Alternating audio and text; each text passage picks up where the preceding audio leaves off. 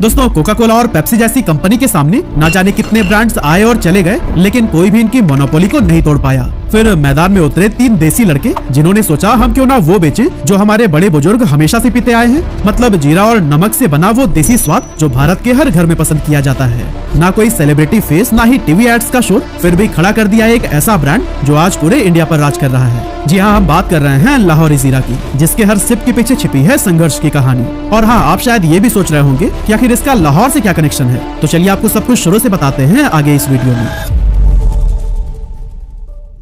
तो दोस्तों, ये बात है 2016 के एक शाम की। 3 कजन्स सौरभ मुंजाल, निखिल डोडा और सौरभ भूतना उर्फ सन्नी हर रोज की तरह कैजुअली मिले थे। हाथ में कॉफी थी, लेकिन दिमाग आइडिया से भरा हुआ था। तीनों का बैकग्राउंड अलग अलग था, इंटरेस्ट भी टोटली अलग थे, लेकिन एक चीज कॉमन थी, कुछ अपना करना है, वो भी बड़ा। और फिर एक दिन एक ऐसी ही मुलाकात ने जन्म दिया एक देसी बेवरेज कंपनी को, जिसकी वैल्यू आज कई सौ करोड़ रुपए है। लेकिन एग्जैक्टली हुआ कैसे ये सब, यह जानने से पहले हमें इन तीनों कजन्स के बारे में शॉर्ट में जान लेना चाहिए। सबसे पहले बात करते हैं सौरभ मुंजाल की, जिन्होंने अपनी एंटरप्रेन्योरल जर्नी काफी कम उम्र में ही शुरू कर दी थी। 2012 में जब वो सिंगापुर से MBA कर रहे थे, तो उन्होंने ट्रेड फाइनेंस में हाथ आजमाया और पता है वो वेंचर $15 मिलियन तक पहुंच गया। वैसे तो यह काफी बड़ा अचीवमेंट था, लेकिन दिल में कुछ अधूरा सा था। इसीलिए सौरभ ने डिसाइड किया कि अब इंडिया वापस लौटना है और देश में ही कुछ करना है। वापस आकर उन्होंने पंजाब में एक हाईवे रेस्टोरेंट शुरू किया, जिसका नाम था हेरिटेज हवेली, जो कि आज के टाइम पर एक प्रीमियम डेस्टिनेशन बन चुका है। इस रेस्टोरेंट को चलाते चलाते ही उन्हें रियल इंडिया की अंडरस्टैंडिंग मिली कि इंडिया के कस्टमर्स टेस्ट को इंपॉर्टेंस देते हैं, लेकिन खरीदते तभी हैं जब प्राइस उनकी पॉकेट में फिट बैठे। वहीं अगर बात करें सनी की, तो ये वो इंसान थे जो सिर्फ बातें नहीं बल्कि सीधे मैदान में उतरते थे। चाहे दुकानदार से बात करनी हो, कस्टमर को कन्विंस करना हो या फिर ग्राउंड लेवल पर किसी भी तरह का काम करना हो, सनी इन चीजों में माहिर थे। और उनकी सबसे बड़ी ताकत थी लोगों से कनेक्शन बना लेना। तीसरे कजन निखिल का बैकग्राउंड एग्रीकल्चर से था, लेकिन दिल से वो फूडी थे। उन्हें खाना बनाने का इतना शौक था कि हर हफ्ते कुछ न कुछ एक्सपेरिमेंट करते रहते। और फिर एक दिन ऐसे ही एक्सपेरिमेंट करते करते उन्होंने एक देसी ड्रिंक बनाई जीरा फ्लेवर वाली। जब उन्होंने खुद टेस्ट किया तो वो उन्हें बहुत अच्छी लगी और इसीलिए उन्होंने सोचा कि क्यों ना इसे भाइयों को भी टेस्ट करवाऊं। शाम हुई, तीनों कजन हमेशा की तरह मिले और निखिल ने बड़े कैजुअली कहा, भाई इसे टेस्ट करके देखो जरा। सौरभ मुंजाल ने जैसे ही पहला सिप लिया, उनके मुंह से निकला, वाह भाई, इसे तो मार्केट में होना चाहिए। वहीं सनी का भी मानना था कि इंडिया भले ही मॉडर्न हो गया हो, लेकिन टेस्ट के मामले में आज भी पूरा देसी है। और जहां हर कोई कोला और ऑरेंज सोडा बेच रहा है, वहीं जीरा फ्लेवर वाली ड्रिंक्स की एक अलग ही डिमांड बन सकती है। अब ऐसा भी नहीं था कि इंडिया में इससे पहले कोई भी जीरा ड्रिंक आई ही नहीं थी। साल था 1977 का, जब गवर्नमेंट रूल्स की वजह से कोका कोला इंडिया से बाहर चला गया था। तब पार्ले ने एक जबरदस्त मसाला फ्लेवर ड्रिंक मार्केट में लॉन्च की थी, नाम था रिमझिम। एंड बिलीव मी, उस टाइम रिमझिम काफी ज्यादा हिट हुई थी। लेकिन जैसे ही कोका कोला इंडिया में दोबारा लौटा, उसने पार्ले के सारे सॉफ्ट ड्रिंक ब्रांड्स खरीद लिए और रिमझिम को बंद कर दिया, क्योंकि कोका कोला सिर्फ उन्हीं प्रोडक्ट्स में ही इन्वेस्ट करना चाहता था जिन्हें वो ग्लोबल लेवल पर बेच सके। और यही रीजन था कि इंडिया में कोई भी बड़ा जीरा फ्लेवर ड्रिंक दोबारा उभर नहीं पाया। हाँ, बीच बीच में कुछ रीजनल प्लेयर्स जरूर आए, जैसे मुंबई का जीरो मसाला, ओडिशा का स्पाइस अप और कर्नाटका का बिंदु जीरा, लेकिन इनका दायरा सिर्फ अपने अपने इलाकों तक सीमित रह गया। नेशनल लेवल पर कोई नाम नहीं बना सका। सौरभ और उनके कजन्स को ये बात क्लियर हो चुकी थी कि अगर हमने ये गैप नहीं भरा तो कोई और भर देगा। और बस यही सोचकर उन्होंने लिया एक बोल्ड स्टेप, मार्केट में जीरा फ्लेवर ड्रिंक लॉन्च करने का। उन्होंने डिसाइड किया कि इस ड्रिंक का टेस्ट तो होगा पूरी तरह से देसी, लेकिन ब्रांडिंग होगी इंटरनेशनल लेवल की, दमदार, फ्रेश और ऐसी जिससे लोग कनेक्ट हो पाएं। लेकिन दोस्तों, प्रोडक्ट बनाना एक बात होती है, पर उसे मार्केट और कस्टमर्स के दिल तक पहुंचाना एक अलग लेवल का चैलेंज होता है। लेकिन ये तीनों भाई हार मानने वालों में से थोड़ी न थे। अपने विजन को साथ लिए 2017 में रखी गई आर्कियन फूड्स की नींव, जो कि लाहौरी जीरा की पेरेंट कंपनी है। ड्रिंक का फॉर्मूला तो रेडी था ही, लेकिन अब बारी थी नाम सोचने की, प्राइस डिसाइड करने की और सबसे इम्पोर्टेंट पैकेजिंग की।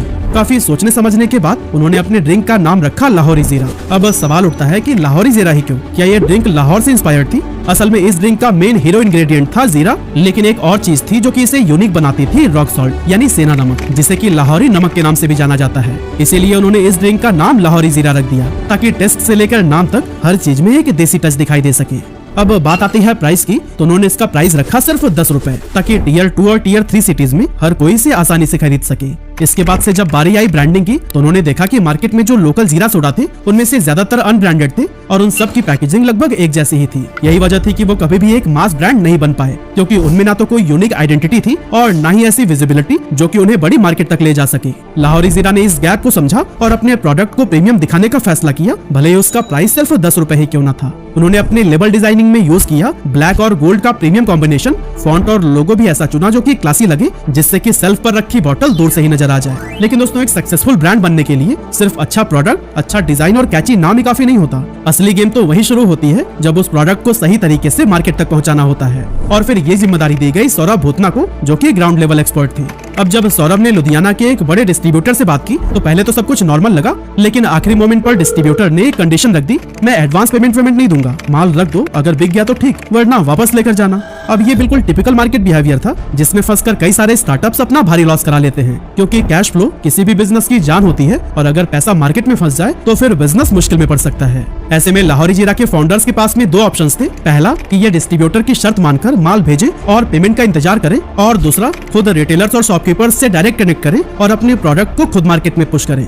लाहौरी जीरा के फाउंडर्स ने दूसरा रास्ता चुना। वो हर रिटेलर्स और दुकानदार से मिले, उन्हें सैंपल दिया, साथ में ड्रिंक टेस्ट भी कराई। इससे उन्हें कई तरह के फीडबैक्स मिले, जैसे कि किसी ने कहा कि कलर डल लग रहा है, किसी ने कहा स्वीटनेस बैलेंस नहीं है, तो फिर किसी को ड्रिंक में फिज कम लग रही थी। तीनों फाउंडर्स इन सभी फीडबैक्स को नोट करते रहते और फिर हर रोज रात को बैठकर एनालाइज करते कि अपने फॉर्मूला में क्या चेंजेस किए जाएं। इस तरह हर एक फीडबैक को सुनते समझते इंप्रूव करते गए, जिससे कि लाहौरी जीरा का टेस्ट और भी बेहतर होता चला गया। रिटेलर्स को भी ये समझ आ गया था कि ये ड्रिंक तो मार्केट में चलने वाली है, इसीलिए अब वो खुद ही से कस्टमर्स को रिकमेंड करने लगे। और दोस्तों, जब दुकानदार ही पुश करने लगे तो फिर धीरे धीरे ये देसी मसालेदार ड्रिंक कस्टमर्स के दिल से कनेक्ट हो गई। और फिर एक दिन वही डिस्ट्रीब्यूटर जिसने पहले एडवांस देने से मना किया था, अब खुद कॉल करके बोला, भाई ऑर्डर भेज दो, इस बार एडवांस के साथ में। शुरुआत में लाहौरी जीरा ने एक स्मार्ट मूव लिया, कॉन्ट्रैक्ट मैन्युफैक्चरिंग। मतलब प्रोडक्ट तो उनका ही था, लेकिन उसे वो बनवा रहे थे एक थर्ड पार्टी मैन्युफैक्चरर से। अर्ली स्टेज पर यही स्ट्रेटेजी काफी काम आई, क्योंकि उनका पूरा फोकस था सिर्फ 3 चीजों पर, टेस्ट, ब्रांडिंग और डिस्ट्रीब्यूशन। मशीन सेटअप पर टाइम और पैसे इन्वेस्ट करने की बजाय उन्होंने मार्केट डिमांड पर फोकस किया। लेकिन जैसे जैसे ऑर्डर्स बढ़ने लगे, वैसे ही वैसे कॉन्ट्रैक्ट मैन्युफैक्चरिंग से काम चलना मुश्किल हो गया। ऐसे में फाउंडर्स को लगा कि अब उन्हें अपना खुद का प्लांट लगा ही लेना चाहिए। लेकिन ये इतना आसान नहीं था। सबसे पहले तो जमीन चाहिए थी, वो भी सही लोकेशन पर, फिर पोल्यूशन कंट्रोल से लेकर FSSAI तक हर तरह की कंप्लायंसेस और पेपर वर्क्स। अब ये सब भी कहीं ना कहीं तो हो ही जाता, लेकिन मेन प्रॉब्लम थी इन स्टेप्स को पूरा करने के बाद से filling lines, bottle blowing machine, capping system और लेबलिंग यूनिट जैसे मशीन्स को सेटअप करने की, क्योंकि इसमें बहुत सारा पैसा लगने वाला था और इतने पैसे उस टाइम उनके पास में थे नहीं। इसीलिए उन्होंने अपने फैमिली और फ्रेंड से लोन लिया, प्रॉपर्टी को गिरवी रखा और यहाँ तक कि कुछ फर्नीचर्स भी बेच डाली। और फिर इस तरह काफी कठिनाइयों के बाद पंजाब के रोपार में उन्होंने अपना पहला मैन्युफैक्चरिंग सेटअप खड़ा किया, जिसकी कैपेसिटी थी 96,000 बॉटल्स पर डे की। शुरुआत में तो ये काफी लगा, लेकिन जैसे जैसे मार्केट में टेस्ट वायरल हुआ, डिमांड इतनी तेजी से बढ़ी कि ये कैपेसिटी भी कम पड़ गई। और तब लाहौरी जीरा ने अपनी मैन्युफैक्चरिंग यूनिट को स्केल अप करके 1.2 मिलियन यानी कि 12 लाख बॉटल्स पर डे तक बढ़ा दिया, जिसका सीधा असर कंपनी की ग्रोथ पर पड़ा। और फाइनेंशियल ईयर 2021 में उनका रेवेन्यू पिछले साल के 5 करोड़ से बढ़कर 80 करोड़ रुपए पहुंच गया। लेकिन जैसे जैसे सब कुछ सेट होता हुआ दिख रहा था, वैसे ही अचानक एक झटका लगा। साल 2021 में सरकार ने कार्बोनेटेड ड्रिंक्स पर टैक्स बढ़ा दिया सीधा 40% तक, 28% GST और 12% कंपनसेशन सेस। लाहौरी जीरा के लिए ये एक बहुत बड़ा झटका था, क्योंकि पहले से ही उनका प्रॉफिट मार्जिन बहुत कम था और कंपनी ने भी अपनी ड्रिंक का प्राइस काफी सोच समझ कर रखा था, क्योंकि उन्हें पता था कि प्राइसिंग स्ट्रेटेजी के दम पर ही मार्केट में अपनी जगह बनाई जा सकती है। इसीलिए जहां जीरो मसाला 20 रुपए में मिल रहा था, बिंदु जीरा 12 और पेप्सी की 250 ml की बोतल 20 रुपए में, वहां लाहौरी जीरा ने अपनी 250 ml की बोतल को सिर्फ 10 रुपए में लॉन्च किया था। 10 रुपए एक ऐसा प्राइस पॉइंट था जिसे छोटे शहरों के लोग आसानी से अफोर्ड कर सकते थे, और इसी एग्रेसिव प्राइसिंग की वजह से लाहौरी जीरा की सेल्स तेजी से बढ़ी थी। लेकिन अब टैक्स बढ़ने के बाद इनके पास भी प्राइस बढ़ाने के अलावा और कोई ऑप्शन नहीं था। अगर वो इसे 10 रुपए में ही बेचते तो उसमें से सीधा 4 रुपए टैक्स चला जाता, बचते 6 रुपए, जिसमें retailer margin, bottle cost, transportation और मैन्युफैक्चरिंग सब कुछ कवर करना था, जो कि इम्पॉसिबल था। पर साथ ही ये भी डर था कि कहीं प्राइस बढ़ाने के बाद से लोग लाहौरी जीरा को खरीदना ही बंद न कर दे। ऐसे में उन्होंने एक स्मार्ट मूव लेते हुए प्राइस में बदलाव न करके बोतल का साइज 250 ml से घटाकर 160 ml कर दिया, ताकि सेम प्राइस ऑफर करके भी मार्जिन मेंटेन किया जा सके। और उनका ये मूव वाकई काम कर गया। और दोस्तों, सबसे इंटरेस्टिंग बात तो यह थी कि ये ग्रोथ बिना किसी बड़ी फंडिंग या फिर बड़े इन्वेस्टर सपोर्ट के हो रही थी, क्योंकि जहां बाकी स्टार्टअप्स भारी फंडिंग जुटाने और एग्रेसिव एक्सपेंशन के चक्कर में लॉस सह रहे थे, वहीं लाहौरी जीरा अपनी स्मार्ट बिजनेस अप्रोच से चुपचाप प्रॉफिट कमा रहा था। सौरभ मुंजाल की फिलॉसफी शुरू से ही क्रिस्टल क्लियर थी कि हम दूसरों की तरह 500 करोड़ रुपए जलाकर लाइमलाइट में नहीं रहना चाहते, हमें 50 करोड़ ही कमाकर एक सस्टेनेबल बिजनेस बनना है। सिंपल, पावरफुल और ग्राउंडेड सोच। उन्हें पता था इन्वेस्टर्स पैसे देते हैं तो फिर कंट्रोल भी लेते हैं, लेकिन वो शुरुआती टाइम में किसी के भी टर्म पर नहीं चलना चाहते थे। इसीलिए उन्होंने इनिशियल डेज में VC फंडिंग लेने से साफ मना कर दिया। अब जब सेल्स तेजी से बढ़ने लगी तो लोग पूछने लगे, टीवी एड्स कब आएंगे भाई? किसी क्रिकेटर को ब्रांड एम्बेसडर क्यों नहीं बनाते? अब दोस्तों यही वो पॉइंट होता है जहाँ कई सारे स्टार्टअप्स करोड़ों खर्च कर देते हैं, लेकिन सौरभ मुंजाल की सोच बिल्कुल अलग थी। उनका सीधा जवाब था, ऐड तभी काम करता है जब प्रोडक्ट हर जगह पर हो, वरना लोग ऐड देखने के बाद से प्रोडक्ट ढूंढते ही रह जाएंगे और वो मिलेगा ही नहीं। यानी पहले उपलब्धता और फिर एडवर्टाइजिंग। इसीलिए उन्होंने शुरुआत में मार्केटिंग पर 1 रुपए भी खर्च नहीं किया। और दोस्तों इन्हीं स्ट्रेटेजीज का ही नतीजा था कि 7 साल बाद जब लाहौरी जीरा का पहला मार्केटिंग कैंपेन लॉन्च हुआ, हर कोई पी रहा लाहौरी जीरा, तो फिर वो तुरंत वायरल हो गया।